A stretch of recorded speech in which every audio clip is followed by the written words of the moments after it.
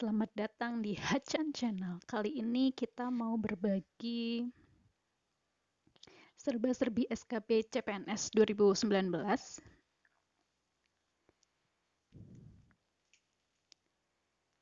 Pengendali ekosistem hutan ahli.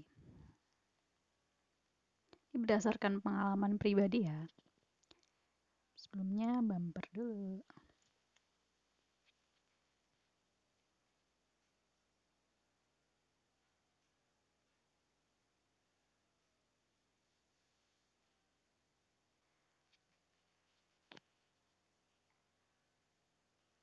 Nah, untuk yang nomor 1 ini disiplin ASN, studi kasus ya. Jadi dipahami disiplin ASN itu apa, kategorinya, terus hukumannya, konsekuensinya, ada ringan, sedang, berat, itu dipelajari dan itu studi kasus. Jadi jangan cuma diapal teorinya, tapi di aplikasinya. Terus yang kedua, sistem merit. Sistem merit itu apa sih? Sistem merit itu kebijakan dan manajemen ASN yang berdasarkan pada kualifikasi, kompetensi, dan kinerja secara adil dan wajar tanpa membedakan latar belakang ya. Nah, ini juga studi kasus. Jadi dipahamin teorinya, pengaplikasiannya. Terus yang nomor 3 ada LAN, BKN, Menpan RB, KASN, Korpri. Ini dipahami fungsi, kewenangan, tugas dari masing-masing lembaga ini karena yang keluar bukan cuma salah satu tapi semuanya, dan itu acak, ada yang fungsi, kewenangan, tugas, entah kecuali atau di bawah ini yang termasuk yang mana. Pokoknya ini harus banget dipelajari. Yang keempat ini tata usaha hasil hutan. Nah, ini detail banget soalnya soal paling dominan. Ini tata usaha hasil hutan. Terus yang nomor 5 ada peraturan yang mengatur hutan hak dan hutan adat, ialah nomor berapa, tahun berapa. Ini agak sedikit tebak-tebakan ya, karena peraturan ini tuh sering banget diganti. Yang kemarin aku juga agak sedikit ngeblank. Dan aku sih berharap teman-teman besok kalau belajar itu nggak cuma belajar isinya, tapi nomor tahunnya, terus juga kapan aja dia direvisi, terus yang masih berlaku yang mana. Mana tahu itu yang keluar kan. Terus yang nomor 6 ini konservasi tanah dan air. Nah, ini beda banget dari tahun-tahun sebelumnya. Ini setauku ini pertama kalinya konservasi tanah dan air ini keluar di SKB sampai detail.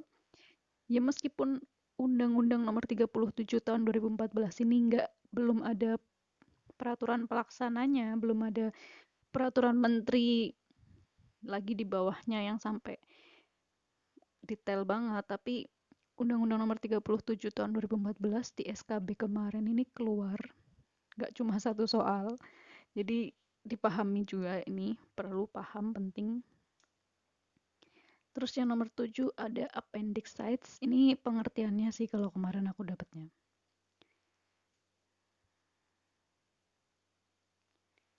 Terus yang nomor 8, pahami nama latin, penyebaran, satwa, 25 satwa langka prioritasnya KLHK, ini juga harus paham nama latinnya, penyebarannya, endemik mana, itu juga harus dipahami ya, karena kita nggak tahu yang keluar yang mana. Kemarin aku kebetulan dapatnya harimau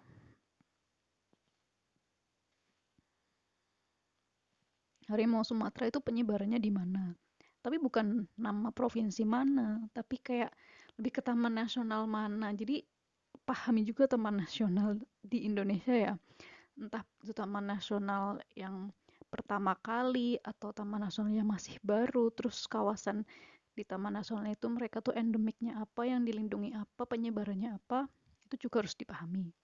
Terus yang nomor 9 ini kemarin juga aku kelewatan belajar tentang kearifan lokal ya, karena kearifan lokal itu juga harus dilestarikan, bukan cuma fauna sama flora, tapi kearifan lokal juga. Jadi teman-teman mungkin untuk yang besok lebih dipahami lagi kearifan lokal di Indonesia.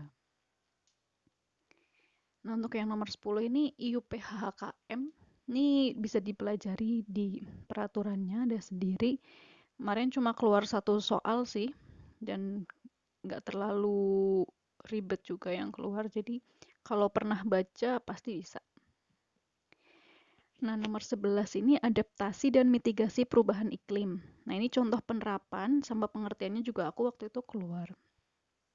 Adaptasi itu lebih ke ketika suatu perubahan iklim itu udah terjadi, kita gimana adaptasinya.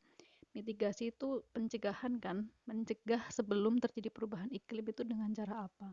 Itu teman-teman bisa dipelajari di materi umum, yaitu bisa dicari, nama ini masuk dalam kategori materi umumnya lingkungan hidup.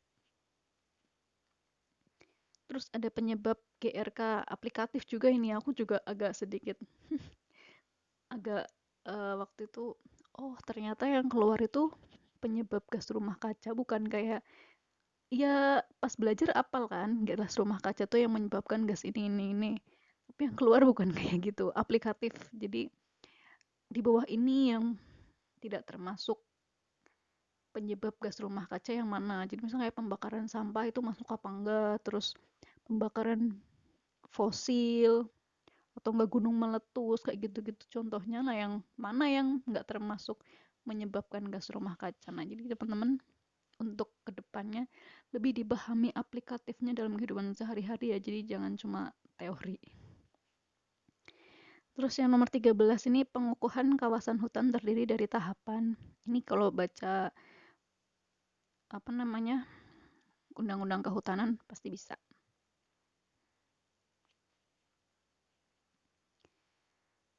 Terus yang nomor 14 ini aku dapat jenis invasif di Taman Nasional Baluran. Nah, ini juga harus hafal namanya ya, karena bukan cuma akasia, belakangnya kan ada lagi akasia apa.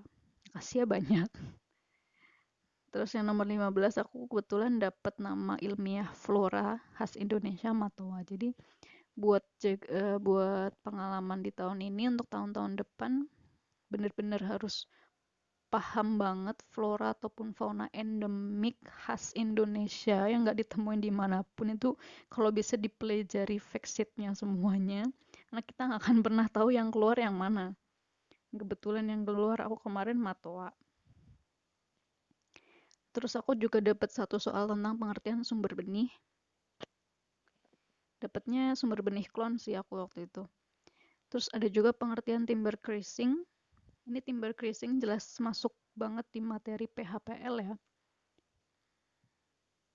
Terus nomor 18 ada kriteria penetapan klasifikasi DAS. Ini juga sangat penting, karena sebelum kita menetapkan suatu daerah aliran sungai, kita harus tahu banget kriteria apa aja sih yang akan memasukkan daerah tersebut ke dalam klasifikasi DAS apa.